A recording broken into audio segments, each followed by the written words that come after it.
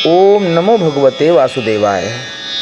श्री स्कंद पुराण के अंतर्गत वैष्णव खंड में श्री अयोध्या महात्म का आज हम 5वां अध्याय श्रवण करेंगे। आज के इस अध्याय में संभेद तीर्थ, सीता कुंड, गुप्त हरि और चक्रहरि तीर्थ की महिमा का बखान होगा। सूत जी महाराज कहते हैं, स्वर्ण खनि से दक्षिण दिशा में सिद्ध सेवित संभेद तीर्थ है, जो तिलोद की और सरयू के संगम से विख्यात हुआ है। महाभाग, उसमें स्नान करके मनुष्य पाप रहित होते हैं। 10 अश्वमेघ यज्ञों का अनुष्ठान करने से जो फल प्राप्त होता है, वही धर्मात्मा पुरुष नियम पूर्वक उस कुंड में स्नान करके प्राप्त कर लेते हैं। जो मनुष्य वहाँ वेदों के पारगामी विद्वान ब्राह्मण को सुवर्ण आदि देता है, वह उत्तम गति को प्राप्त करता है। भादव के कृष्ण पक्ष की अमावस्या को वहाँ की यात्रा होती है। भगवान श्री रामचंद्र जी ने दूसरे समुद्र की भांति उस नदी का निर्माण किया था। उसमें तिल की तरह काले रंग का जल सदा शोभा पाता था, इसलिए वह पुण्य सलिला नदी तिलोदकी नाम से विख्यात हुई। पवित्र व्रत धारण करने वाला मनुष्य संगम से अन्यत्र भी यदि तिलोदकी में स्नान करे तो वह 7 जन्म के पापों से मुक्त हो जाता है। धर्म की अभिलाषा रखने वाले मनुष्यों को यत्न पूर्वक वहाँ स्नान करना चाहिए। वहाँ किए हुए स्नान, दान, व्रत, होम सभी अक्षय होते हैं। उस संगम से पश्चिम दिशा में तट पर सीता कुंड नाम से विख्यात एक तीर्थ है, जो समस्त कामनाओं को पूर्ण करने वाला है। उसमें स्नान करके मनुष्य सब पापों से मुक्त हो जाता है। सीता जी ने स्वयं ही उस कुंड का निर्माण किया है तथा श्री रामचंद्र जी ने वरदान देकर उसे महान फलों की निधि बना दिया है। श्री रामचंद्र जी बोले, सौभाग्यवती सीते, इस तीर्थ में विधि पूर्वक किया हुआ स्नान, दान, जप, होम अथवा तप सब कुछ अक्षय हो। मार्गशीर्ष कृष्ण चतुर्दशी को यहाँ स्नान का विशेष पर्व होगा। उस समय इसमें स्नान करने वाले मनुष्यों के समस्त पापों का नाश होगा। प्रजा प्रेमी श्री रामचंद्र जी ने सीता जी को इस प्रकार वरदान दिया था, तभी से यह तीर्थ पृथ्वी पर प्रसिद्ध है। सीता कुंड मनुष्यों के लिए बड़ा अद्भुत तीर्थ है। उस तीर्थ में स्नान करके मनुष्य निश्चय ही भगवान श्री रामचंद्र जी को प्राप्त कर लेता है। उसमें स्नान, दान और तपस्या करके चंदन, माला, धूप, दीप तथा अनेक भांति के वैभव विस्तार से श्री राम और सीता जी की पूजा करके मनुष्य मुक्त हो जाता है। मार्गशीर्ष मास में यहाँ स्नान करना चाहिए, इससे फिर गर्भ में नहीं आना पड़ता। अन्य समय में भी यहाँ स्नान करके मनुष्य भगवान विष्णु के लोक में जाता है। भगवान विष्णु हरि के पश्चिम दिशा में चक्रहरि नाम से प्रसिद्ध श्री विष्णु निवास करते हैं, जो समस्त मनोवांछित फलों को देने वाले हैं। बुद्धिमानों में श्रेष्ठ विद्वान पुरुष श्री चक्रहरि की महिमा का वर्णन नहीं कर सकते। वहाँ से पश्चिम हरिस्मृति नाम से प्रसिद्ध भगवान विष्णु का परम पवित्र मंदिर है, जो परमार्थिक फल देने वाला है। उसके दर्शन मात्र से मनुष्य सब पापों से मुक्त हो जाता है। चक्रहरि और हरिस्मृति, इन दोनों के दर्शन से मनुष्य इस पृथ्वी पर जितने पाप करते हैं उन सब का नाश हो जाता है। पूर्व काल की बात है, देवताओं और असुरों में बड़ा भयंकर संग्राम हुआ। वरदान के मद से उन्मत्त हुए दैत्यों ने उस युद्ध में देवताओं को परास्त कर दिया। देवता भागने लगे, तब भगवान शंकर ने उनका अगुआ बनकर उन्हें रोका और ब्रह्मा जी को आगे करके सब लोग क्षीर सागर पर गए। वहाँ भगवान विष्णु क्षीर समुद्र में शेषनाग की शैया पर शयन कर रहे थे। भगवती लक्ष्मी उनके पास बैठकर अपने हाथ से उनके चरणारविंदों की सेवा कर रही थीं। नारद आदि श्रेष्ठ मुनि भगवान के गुण गौरव का उच्च स्वर में गुणगान कर रहे थे। गरुड़ जी सामने खड़े होकर निरंतर हाथ जोड़े उनकी स्तुति करते थे। क्षीर सागर के जल से उठती हुई तरंगों के कारण भगवान के पीतांबर में जल के कुछ छींटे पड़े हुए थे। नक्षत्र समुदाय के समान प्रकाशमान उज्ज्वल हार भगवान के वक्षस्थल की शोभा बढ़ा रहे थे। उनके कटी प्रदेश में पीतांबर शोभायमान था। मुख पर मुस्कान की छटा छा रही थी। भगवान एक अद्भुत भाव से भावित थे। कानों में मोती जड़े हुए दिव्य एवं स्थूल कुंडल पहने हुए थे।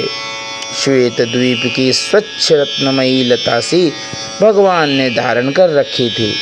मस्तक पर किरीट और हाथों में पद्मरागमणि के वलय सुशोभित थे।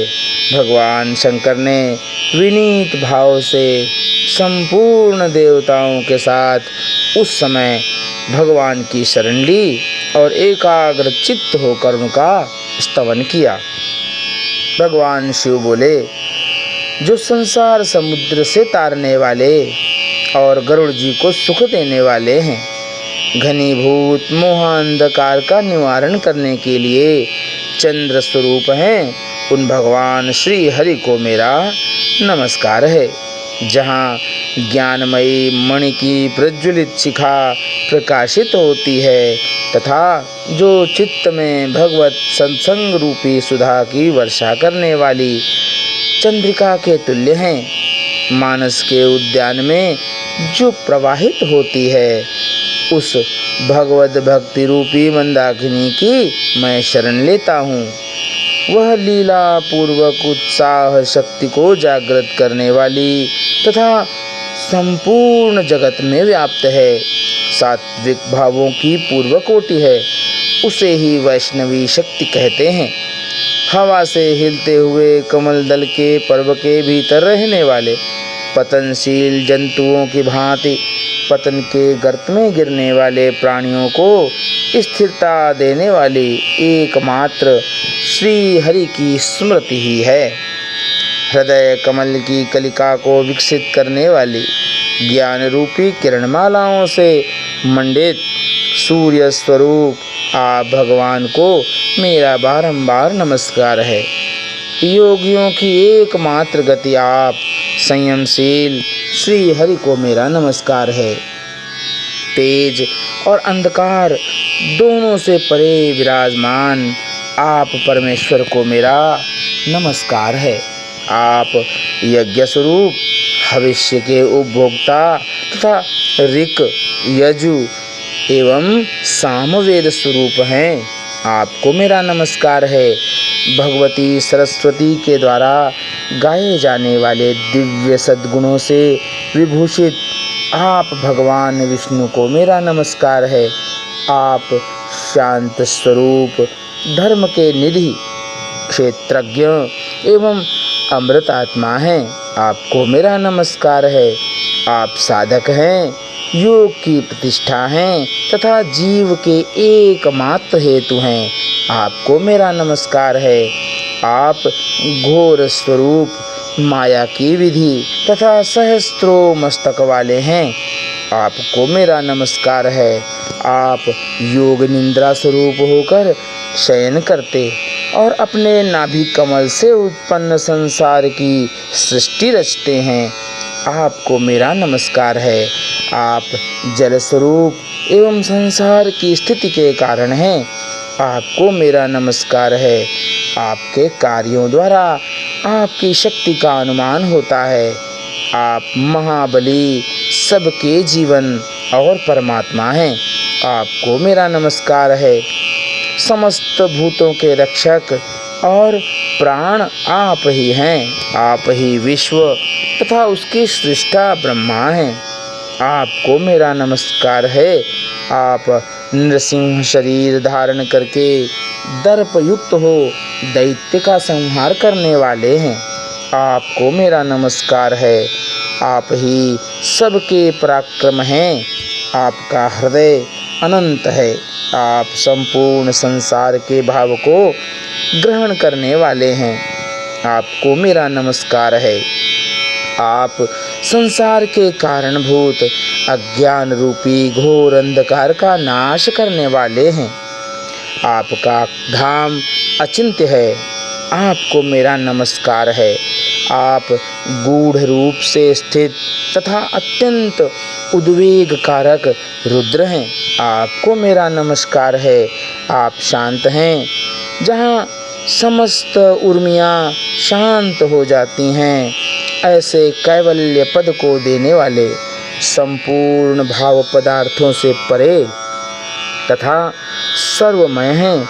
आपको मेरा बारंबार नमस्कार है। जो नील कमल के समान श्याम हैं और चमकते हुए केसर के समान सुशोभित हैं, कौस्तुभ मणि धारण करते हैं तथा नेत्रों के लिए रसायन स्वरूप हैं, ऐसे भगवान आप विष्णु को मेरा प्रणाम है, नमस्कार है, बारंबार नमस्कार है। इस प्रकार स्तुति करने पर प्रसन्न चित्त वरदायक भगवान गरुड़ध्वज ने कृपा युक्त हो संपूर्ण देवताओं पर अपनी सुधा वर्षिणी दृष्टि से अमृत की वर्षा की और विनीत देवताओं से यह मधुर वचन कहा। देवताओं, मैं ध्यान से तुम्हारा सारा अभिप्राय जान गया हूँ। मैं इस समय अयोध्या नगरी में जाकर तुम्हारे तेज की वृद्धि और दैत्यों के उपद्रव की शांति के लिए गुप्त रहकर उत्तम तप का अनुष्ठान करूँगा। तुम लोग भी शुद्ध चित्त हो अयोध्या में जाकर दैत्यों के विषय करो। ऐसा कहकर भगवान गरुड़वाहन अंतर्ध्यान हो गए। उन्होंने अयोध्या में आकर गुप्त रूप से रहकर देवताओं के तेज की वृद्धि के लिए शीघ्र उत्तम तपस्या प्रारंभ करी। इसलिए वे गुप्त हरि के नाम से प्रसिद्ध हुए। यहाँ पहले आए हुए भगवान विष्णु के हाथ से सुदर्शन चक्र छूटकर गिरा था, अतः चक्रहरि के नाम से भगवान की प्रसिद्धि हुई। उन दोनों के दर्शन मात्र से मनुष्य सब पापों से मुक्त हो जाता है। भगवान श्रीहरि के प्रभाव से देवता प्रबल तेजस्वी हो गए। उन्होंने युद्ध में दैत्यों को परास्त करके अपना स्थान प्राप्त कर लिया और परम आनंद युक्त हो वे अतिशय शोभा पाने लगे। तत्पश्चात बृहस्पति आदि सब देवताओं ने भगवान को प्रणाम किया और उनके दर्शन के लिए उत्कंठित हो सब के सब अयोध्या में आए। वहाँ पुनः प्रणाम करके हाथ जोड़कर एकाग्र चित्त से श्री हरि का ध्यान करते हुए उन्हीं में तन्मय हो गए। तब भगवान विष्णु ने उनसे कहा, देवताओं, मैं इस समय तुम्हारी कौन सी इच्छा पूर्ण करूं? देवता बोले, हे जगतपते, इस समय आपके द्वारा हमारा सब कार्य सिद्ध हो गया, तथापि हमारी रक्षा के लिए आपको सदैव यहीं रहना चाहिए। भगवान बोले, देवताओं, यह कथा संसार में प्रसिद्धि को प्राप्त होगी। समस्त प्राणियों में श्रेष्ठ जो पुरुष यहाँ उत्तम भक्ति से पूजा, यज्ञ और जप आदि का अनुष्ठान करता है, वह परम गति को प्राप्त होता है। जो जितेंद्रिय मानव अपनी शक्ति के अनुसार यहाँ दान करता है, वह अनुपम स्वर्गलोक को पाकर फिर कभी शोक नहीं करता। यहाँ मेरी प्रसन्नता के लिए शुद्ध चित्त से गोदान करना चाहिए। जो मेरी भक्ति में तत्पर होकर यहाँ आत्मशुद्धि के लिए स्नान करते हैं, उनकी मुक्ति उनके हाथों में ही है। भगवान चक्रहरि के स्थान पर मेरी प्रीति के लिए प्रयत्न पूर्वक उत्तम दान और जप होम आदि करना चाहिए। श्रेष्ठ देवताओं, तुम भी यहाँ विधान से यात्रा करो। इस गुप्त हरि के स्थान के निकट ही शुभ संगम है, जहाँ गोप्रतार घाट से 3 योजन पश्चिम घाघरा नदी से सरयू का संगम हुआ है। वहाँ विधि पूर्वक स्नान करके समस्त कामनाओं की सिद्धि करने वाले भगवान गुप्त हरि का दर्शन करना चाहिए। ऐसा कहकर पीताम्बरधारी भगवान विष्णु वहीं अंतर्ध्यान हो गए। देवता भी विधि पूर्वक यात्रा करके यत्न पूर्वक अयोध्या में रहने लगे। तब से यह स्थान पृथ्वी में विख्यात हो गया। कार्तिक मास की पूर्णिमा को विशेष रूप से यहाँ की वार्षिक यात्रा होती है। वहाँ संगम स्नान करके भगवान गुप्त हरि का दर्शन किया जाता है। तत्पश्चात सरयू और घाघरा के मिले हुए जल के तट पर गोप्रतार तीर्थ में स्नान करके संपूर्ण कामनाओं को देने वाले भगवान की पूजा करनी चाहिए। मार्गशीर्ष शुक्ला द्वादशी को चक्रहरि की यात्रा करनी चाहिए। जो इस प्रकार यात्रा करता है वह भगवान विष्णु के लोक में आनंद का सदैव अनुभव करता है। इस प्रकार स्कंद पुराण के अंतर्गत वैष्णव खंड में श्री अयोध्या महात्म्य का आज 5वां अध्याय पूर्ण हुआ। प्रेम से बोलो श्री ओम नमो भगवते वासुदेवाय। कथा के बारे में आप बताएंगे, नीचे कमेंट बॉक्स में ज़रूर लिखिएगा कथा कैसी लगी। कथा अगर आपको अच्छी लग रही है तो लाइक बटन तो दबाने का बनता ही है, लाइक बटन ज़रूर दबाइए। साथ ही साथ चैनल को अभी तक सब्सक्राइब नहीं किया है तो तुरंत कर लीजिए। हम ऐसी ही कथाएं, जानकारियाँ के नित्य वीडियो आपके लिए लगातार देते रहते हैं। जी हाँ, इन्हीं शब्दों के साथ कि वीडियो को खूब शेयर करेंगे अंधाधुंध रूप से, बिल्कुल बिना किसी संकोच के। आप सब आनंद करें, प्रेम से बोलना पड़ेगा। जय श्री राम।